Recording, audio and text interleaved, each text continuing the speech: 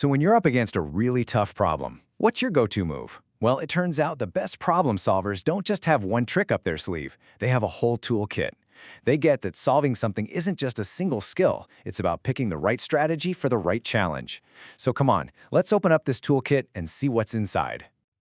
All right, to get our brains warmed up, let's try a classic puzzle. Picture this, 6 glasses, all in a row. The first 3 are full, the next 3 are empty. Your mission, should you choose to accept it, is to make them alternate. Full, empty, full, empty. But here's the catch. You can only move one single glass. Go ahead, pause and think about it for a sec. Any ideas? And here it is, the solution. You don't actually move the glass to a new spot, you move what's in it. You pick up that second glass, pour the juice into the 5th glass, and put it right back where it was. Pretty clever, right? The reason this puzzle is so great is that it forces you to think differently about the word move. And that little mental twist is a perfect example of a problem-solving strategy we're going to come back to. See, that puzzle sets the stage perfectly because that aha moment wasn't just a random bit of luck. It was a specific way of thinking. So that brings us to the big question. What exactly is a strategy? Simply put, a strategy is a plan. It's a well-defined plan. It's not about just hoping for a flash of genius. It's a structured approach you can pull out to tackle a specific kind of problem. Think of it like a recipe. You wouldn't use a recipe for a chocolate cake to make a salad, right? Same idea here. You don't use the same strategy for every single problem. And no matter what kind of strategy you end up using, almost all problem-solving follows these 4 basic phases. First, you got to understand the problem. You can't solve what you don't get. Next, you devise a plan. And this is the key moment where you pick your strategy.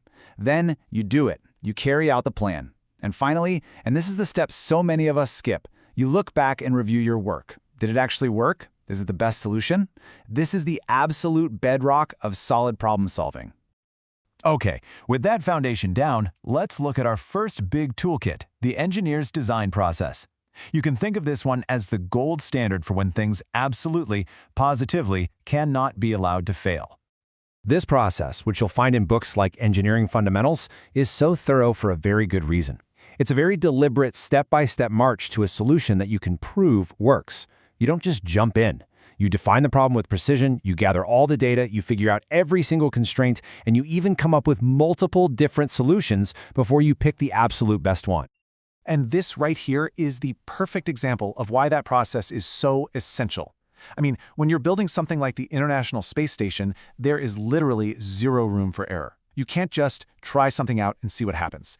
Every single component, every system is the end result of this super rigorous systematic process where every step is planned, checked, and then double-checked. It's all about ensuring total reliability when the stakes are incredibly high. But here's the thing. That super rigid process isn't the right fit for every problem.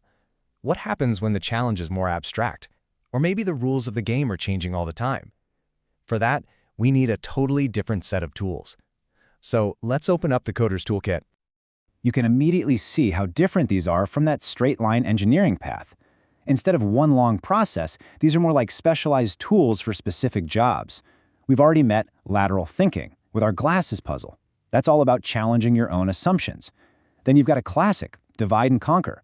This is where you take a huge, scary problem and just break it down into smaller and smaller pieces until each little piece is easy to solve.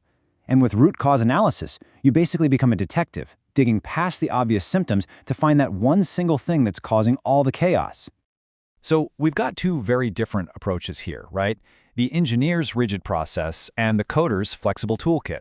So which one is better? Well, that's kind of the wrong question to be asking. The real power, the real magic, happens when you know which tool to use and when, and maybe even how to combine them. So let's just lay it all out. The engineer's process gives you that structure, that reliability. It's perfect for building a bridge or a skyscraper.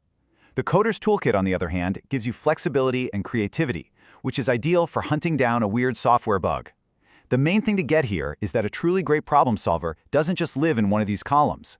They know how to jump back and forth and borrow from both. And this really brings us to what might be the most important skill of all. This quote from Engineering Fundamentals says it perfectly. Synthesis is the act of combining parts into a useful system. That's the end game. It's the ability to pull different strategies together to create something new and better. So maybe you use that structured engineering process to map out a big project, but then you hit a roadblock. and you use a creative tool like lateral thinking to get around it. So what does all this mean for you? Well, we all face problems every single day, big and small. The trick is to just pause for a second and start thinking like a strategist before you dive headfirst into trying to solve them. So if you take anything away from this, let it be these key points. First, problem solving is a skill you can learn and get better at. It's not some kind of magic talent you're born with. Second, a structured process gives you reliability. Third, a creative toolkit gives you flexibility. And finally, the biggest breakthroughs usually happen when you stop seeing it as an either-or choice and you start blending those strategies together. So, I'll leave you with a question to chew on. Think about some challenge that's on your plate right now. Could be at work, at school, anywhere in your life. Does that problem need the methodical, step-by-step precision of an engineer? Or does it need the creative, out-of-the-box thinking of a coder? Or does it need a little bit of both? Because choosing the right tool is always the first real step toward finding the solution.